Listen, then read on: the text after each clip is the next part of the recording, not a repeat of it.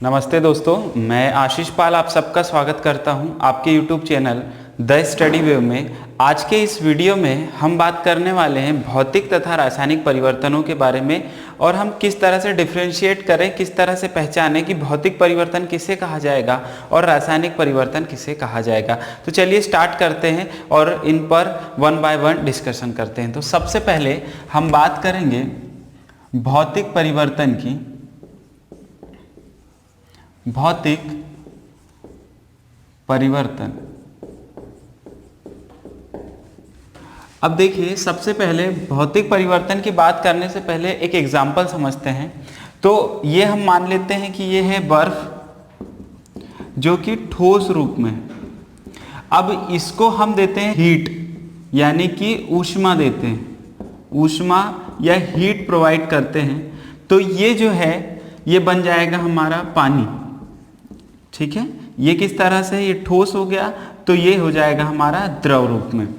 ठीक, अब अगर यहाँ पे हमने ये बर्फ है और ये बर्फ को हीट दी है तो ये हो गया है हमारा, ये बना पानी जो कि एक द्रव है।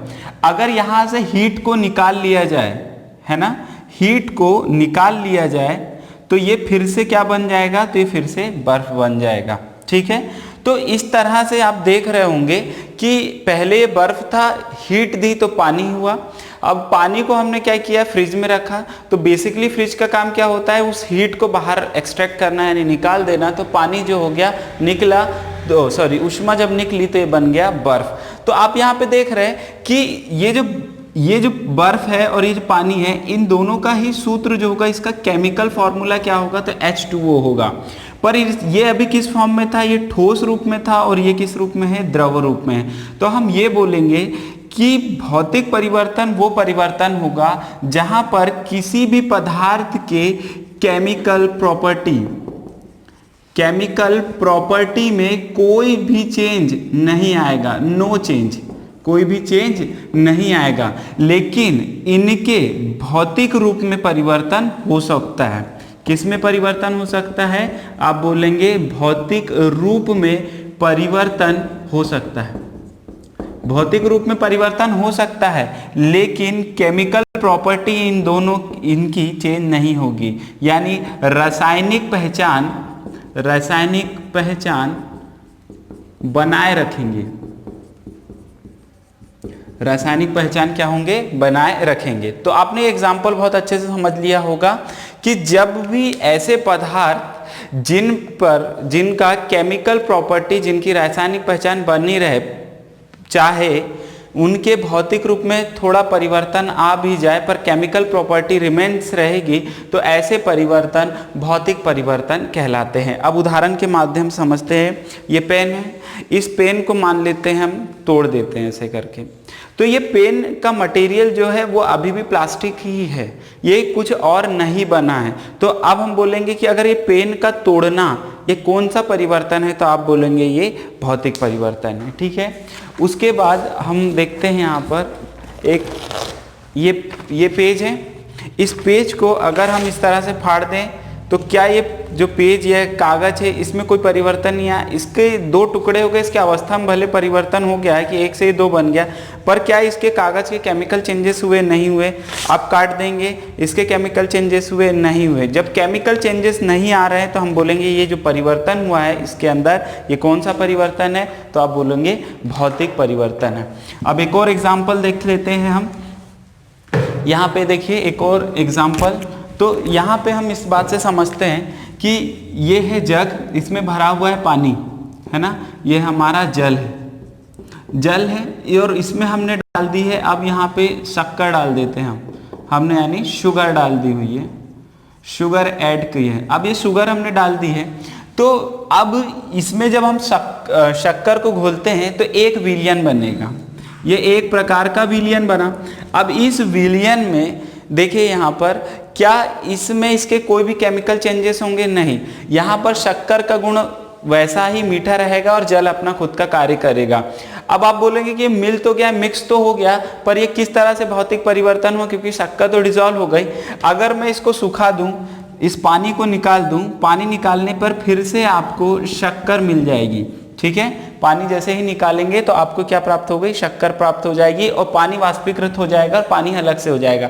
तो ऐसे जगह पर जहां पर भौतिक ऐसे पदार्थों का ऐसा चेंजेस जहां पर हम उन्हें पुनः वापस प्राप्त करें, पुनः वापस प्राप्त कर सके, ऐसे परिवर्तन भी भौतिक परिवर्तन कहलाते हैं, भौतिक परिवर्तन कहलाते हैं। ठीक है, ऐसे परिवर्तन क्या कहलाएंगे, भौतिक परिवर्तन कहलाएंगे। तो भौतिक परिवर्तन का क्या क्या उदाहरण हुआ, तो कागज का फटना, ठीक है, लकड़ी का टूटना या उसके टुकड़े करें, लकड़ी के टूटना या जब भी हम टुकड़ा करेंगे तब भी पानी व शक्कर का मिक्सचर, शक्कर का मिश्रण जिसमें विलयन बनेगा। तो क्यों है, क्योंकि मैंने आपको बताया इस विलयन को हम जैसे ही इस विलयन में जब हम हीट देंगे पानी वाष्पीकृत हो जाएगा और शक्कर हमको पुनः प्राप्त हो जाएगी। तो ऐसा परिवर्तन जहां पे कोई भी केमिकल चेंजेस नहीं आएंगे, भले उनकी अवस्था ठोस द्रव गैस में थोड़ा बहुत परिवर्तन होगा, तो ऐसे परिवर्तन भौतिक परिवर्तन कहलाएंगे। और ये जो तीसरा पॉइंट है कि ये जो इस तरह के परिवर्तन होते हैं ये रिवर्सिबल होते हैं। रिवर्सिबल का क्या मतलब हुआ, उत्क्रमणीय, मतलब इनको फिर से प्राप्त किया जा सकता है। जैसे कि यहाँ पर देखिए, अभी मैंने आपको बताया था कि जो ठोस रहता है, पानी की बर्फ ठोस अवस्था में थी, ये इसमें हमने जैसे ही हीट दी ये बन गया हमारा क्या, ठोस, ये बर्फ है, और ये क्या बन गया, पानी, जो कि हमारा कैसा हो जाएगा, ठोस की जगह ये हो जाएगा द्रव।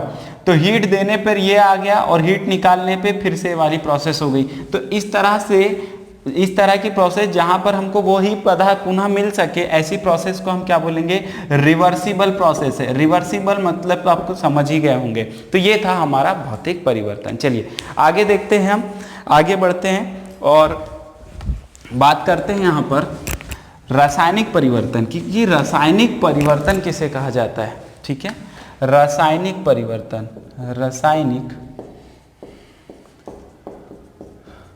परिवर्तन किसे कहा जाएगा, रासायनिक परिवर्तन, केमिकल, ठीक है, केमिकल चेंजेस क्या होंगे। तो ऐसा परिवर्तन जहां पर जो पदार्थ है उसके केमिकल प्रॉपर्टी में चेंजेस आ जाए, ठीक है। तो केमिकल प्रॉपर्टी में कैसे चेंज आएगा, केमिकल प्रॉपर्टी में चेंज आ जाए, में केमिकल प्रॉपर्टीज में चेंज आएगा, जैसे कि उदाहरण के लिए अब एक उदाहरण देते हैं। ये है लोहा, ये लोहा की आयरन रॉड्स हैं, ठीक है। इस आयरन रॉड्स पे जब यहाँ पे नमी है ना, जब ये वायु के संपर्क में आएगा, ये हमारा वातावरण हो गया, वातावरण है, तो जब ये वायु के संपर्क में आएगा, वायु जहाँ पे ऑक्सीजन के साथ नमी भी है, नमी यानी कि क्या है, वाटर है, तो ये जो नमी के कारण इसमें लगेगा जंग। अब जब ये जंग लग गया तो ये जंग जो होगा ये केमिकली चेंज हो गया है, ठीक है। ये कैसा चेंजेस आया है, केमिकली चेंजेस आ गया है लोहे में। जंग लगना क्या हो गया, तो आप बोलोगे ये एक रासायनिक परिवर्तन है। दूसरा, हम इस कागज को जला दें, मान लीजिए ये कोई कागज है, इसको जब हम पूरी तरीके से जला देंगे, जला देने पर ये क्या हो जाएगा, राख के फॉर्म में बन जाएगा, एक राख हो जाएगा। तो क्या इसे किसी भी प्रोसेस से जले हुए कागज की राख को कागज बनाया जा सकता है, तो उन कागज को राख को कागज नहीं बनाया जा सकता। तो आप फिर बोलेंगे कि ऐसा परिवर्तन कैसा होगा, रासायनिक परिवर्तन होगा। तो रासायनिक परिवर्तन वो परिवर्तन जहां पर उसकी केमिकल प्रॉपर्टी में, किसी भी पदार्थ की केमिकल प्रॉपर्टी में चेंजेस आता है, तो ऐसे परिवर्तन को हम बोलेंगे रासायनिक परिवर्तन। अब उदाहरण के थ्रू समझते हैं। तो देखिए, जैसे कि हम यहाँ पे लिख देते हैं, दूध का दही बनना, दूध का दही बनना। तो क्या दही को फिर से दूध बनाया जा सकता है, नहीं बनाया जा सकता है। तो ऐसा परिवर्तन रासायनिक परिवर्तन हो गया, ठीक है। किण्वन का मतलब होता है सिंपली भाषा में सड़ना। जब आपने देखा होगा कि फलों को सड़ाकर हम या जो कंपनियां होती है वो अल्कोहल बनाती है, तो वो किस प्रोसेस पे, वो किण्वन के सिद्धांत पे बनाती। तो क्या फिर से वापस उनको फलों में कन्वर्ट किया जा सकता है? नहीं किया जा सकता है। दूध में जैसे ही आप देखोगे दूध में भी हम यही प्रोसेस कर रहे हैं, तो क्या दही को दूध बनाया जा सकता है? नहीं बनाया जा सकता। तो ये जो दूध का दही बनना, किण्वन, तीसरा जो होगा जंग लगना, ये सारी प्रोसेस किसकी है? तो ये रासायनिक परिवर्तन है। अब आप एक समझिए यहाँ पर कि जो कागज है वो जला है, वो राख बना है। राख को कागज बनाया जा सकता है? नहीं बनाया जा सकता। तो हम बोलेंगे कि जो रासायनिक परिवर्तन है, रासायनिक परिवर्तन है, वो कैसा परिवर्तन है? तो ये होगा अनुत्क्रमणीय। अनुत्क्रमणीय मतलब कि हो जाएगा इर्रिवर्सिबल। इर्रिवर्सिबल प्रोसेस है जहां पर हम फिर से पदार्थ को पुनः प्राप्त नहीं कर सकते। तो मुझे उम्मीद है कि आपको समझ में आएगा कि रासायनिक परिवर्तन क्या है और भौतिक परिवर्तन क्या है। अब एक और उदाहरण देखते हैं हम कि किसे एक बहुत ज़्यादा जो पेपर में आता है उस पर बात करते हैं। तो ये एक मोमबत्ती है, ठीक है, और ये मोमबत्ती जो है वो जल रही है, ये जल रही है मोमबत्ती, ठीक। तो उसके साथ ही आपको पता है कि क्या होने वाला है, तो मोमबत्ती पिघलेगी। तो ये जो मोमबत्ती है, मोमबत्ती का जलना, मोमबत्ती का जलना कौन सा परिवर्तन होगा? तो मोमबत्ती का जलना कौन सा परिवर्तन होगा, आपको ये बताना है। तो देखिए एक चीज समझिए कि मोमबत्ती जल रही है, मतलब यहाँ पे कौन सा हो रहा है? दहन हो रहा है। और दहन की प्रक्रिया हमेशा कौन सी प्रक्रिया होती है? तो वो होती है रासायनिक प्रक्रिया, है ना, या रासायनिक परिवर्तन। ये कैसा परिवर्तन? रासायनिक। लेकिन मोमबत्ती का जो पिघलना है, जैसे अभी देखिए यहाँ पे ये जो बर्फ थी, बर्फ को हीट दिया और पिघला तो क्या बना? पानी, ठीक है। तो ये जो पानी बना है क्यों बना? क्योंकि हमने हीट दी है। यहाँ भी वही फिनोमिना है कि मोमबत्ती पिघल रही है। तो किसी भी चीज का पिघलना क्या हो गया? एक भौतिक परिवर्तन हो गया, भौतिक परिवर्तन। तो आप बताइए कि मोमबत्ती का जलना क्या है? तो मोमबत्ती का जलना एक कौन सी प्रक्रिया है? तो आप बोलोगे यह एक भौतिक रासायनिक प्रक्रिया होगी, या भौतिक रासायनिक परिवर्तन होगा।